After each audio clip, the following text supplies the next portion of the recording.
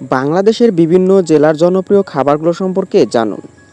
টাঙ্গাইলের চমচম, জামালপুরের মিষ্টি দই, সিরাজগঞ্জের সন্দেশ, শেরপুরের ছানার মিষ্টি, বগুড়ার দই, গাইবান্ধার মোয়া,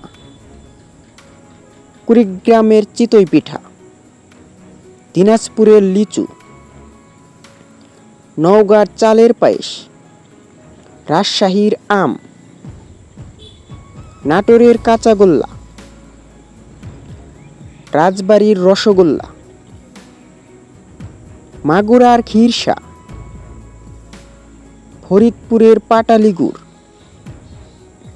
যশোরের পাটিসাপটা পিঠা, বাগেরহাটের চুই ঝাল, ঝালকাঠির আমড়ার আচার, ঢাকার কাচ্চি বিরিয়ানি, সুনামগঞ্জের হাঁসের মাংস,